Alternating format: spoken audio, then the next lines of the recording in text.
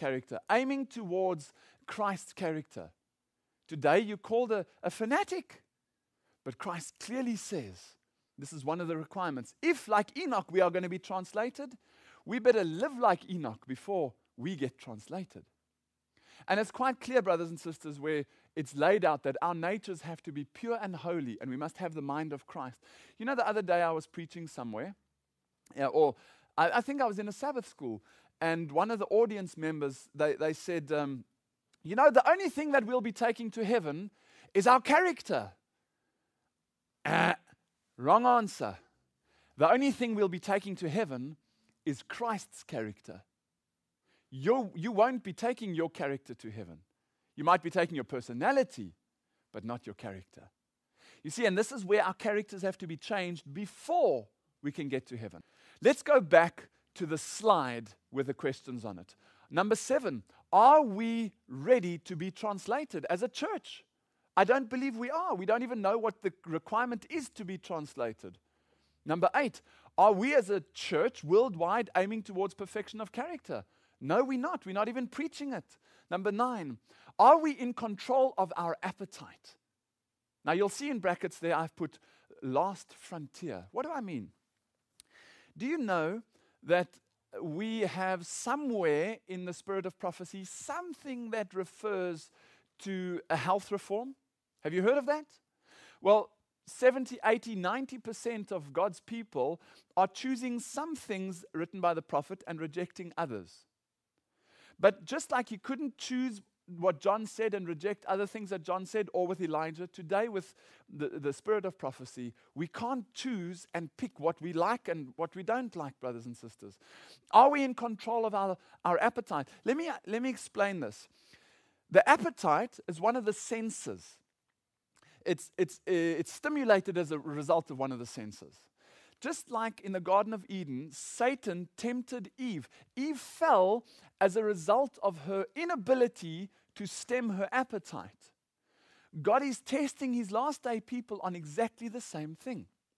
Have a look at this McDonald's logo. Many of us have seen McDonald's before, and there's an average Big Mac with fries, Big Mac and chips. I went the other day and I bought McDonald's. In fact, I got home and I told my wife, darling, I bought McDonald's. She almost freaked. She didn't listen to my words. I said, I bought McDonald's. I didn't say I ate McDonald's. I said, I bought McDonald's, right? And I brought her the McDonald's and I showed her the slip when I bought the McDonald's. I said, I'm going to do a test. I'm going to take that McDonald's burger, and that's the picture. I took that's my burger, right? I'm going to take a picture of this burger, and I'm going to let it stand in its box with the fries in the packet on my shelf and see how long it takes until this becomes moldy and disintegrates. Well, I took a picture of the burger the other day. There's an updated photograph of the picture. By the way, I wrote in the top of the lid, 29th of the 3rd, 2009. So you know that I bought this on the 29th of March. Well, just before I came to South Africa, to Australia, what is today? Today is about the 4th or the 5th of May. I took this picture. Do you see any mold on there? Go back to the graphic. Have a look at that. Do you see any mold on there? Do you see any degradation? You know those chips, if you were to put them in the microwave, you could still convince yourself to eat them? There's even the slip, brothers and sisters. And you'll see on top it says McDonald's George. Now, that's not a person, that's a place in South Africa. And have a look underneath, it says date, and then I've underlined it, 29th of March 2009. I wasted 25 Rand on this burger, but it's for a good cause. Bear with me for a moment. This, brothers and sisters, is plastic. It doesn't even mold. Over a month later, that thing is still sitting on my shelf. I couldn't bring it with me to Australia because they would have stopped me at customs. But I brought a photo of it just before I left South Africa to show you. Test this. Specifically, why did I choose George? Because it's a small little country town that has a McDonald's. I decided I wasn't going to go to just Johannesburg or Pretoria or Melbourne or New York and London and buy one of their burgers because they would be unhealthy. I'll go to a little town like George, and little country town, and I'll buy it there to really test this experiment. Do this and you'll see. The world is trying to fill our minds with stimulation. One question, why do we have a health reform as part of our message? Well, let's look at some of these quotes and maybe it'll become clear. The birth of John the Baptist had been foretold by the prophets, and an angel was sent to notify Zacharias of the event. God, who made man, knew that Satan's most powerful temptations would be on the point of appetite. It was necessary for him, John the Baptist, to have a simple, unstimulating diet in order to prepare him to accomplish his sacred mission. You see here? What Sister White is showing you, and she's connecting the mission that we have with a simple diet.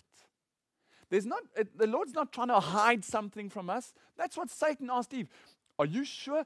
Is he so cruel? Is he not letting you eat of all the fruit of is he hiding something from you? The Lord is not trying to hide from God's people something that would be beneficial.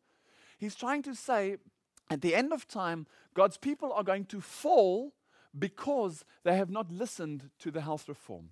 Look at this quotation. John was an example to the young people in these last days, to whom have been committed important and solemn truths. So we have a message like John, a sacred message. He would have them see the necessity for the denial of appetite, for keeping their passions under the control of reason. This is necessary that they may have the mental strength and clearness to discern between right and wrong and between truth and error. What's coming clear here is somehow what we eat influences the mind. And we need to realize that we have a cognitive function. The Lord says, come, let us reason together. Reasoning happens in the frontal lobe. Behind the frontal lobe, in the middle of the brain, we have what's called the limbic system. That's a system that functions, that's the one that gets stimulation. Now, when you walk to the checkout at the local supermarket and your child starts having a tantrum because you refuse to buy your child a chocolate, it's because the limbic system is overpowering the reason. The midbrain is overpowering the frontal lobe. Does that make sense? So the Lord is saying, hold on a second. God's final Elijah people need to turn that back the way it was. Eve was overpowered once she saw the fruit was good to eat, and she saw that it would make her wise. The stimulation convinced her frontal lobe to take and eat. Today, brothers and sisters, the Lord is asking, please get this back in line. Put the higher power in charge of the lower powers in our minds. And the reason you want to do that is because you need to have clarity of thinking to be able to reason between what's right and wrong, and not to stimulate the mind. And whether that's through food or through dress or through drink or through PC games or TV movies, the whole world is about stimulating the limbic system and getting the frontal lobe to shut down. Counsels on Health tells us the following. John the Baptist separated himself from friends and from the luxuries of life. The simplicity of his dress was a standing rebuke to the extravagance and the display of the Jewish priests and the people generally. Listen to this. His diet, purely vegetable, of locusts and wild honey, was a rebuke to the indulgence of the appetite and the gluttony that everywhere prevailed. Here you can see clearly that John the Baptist only ate vegetable-type foods, plant-based diet. Now, I explained in the first half about those locusts are not locusts, that's lacusta, being the pod or the husks of the carob tree. And he had realized that he had to stick to this was a willing decision. It was a frontal lobe decision overriding the senses. He could have gone to his local McDonald's at the time if he wanted, but he put that aside to make sure that he had not only a clear mind, but that his life was a rebuke to the world's gluttony and even the way he dressed. Counsels on How, page 72. God has shown that health reform is as closely connected with the third angel's message as the hand is with the body.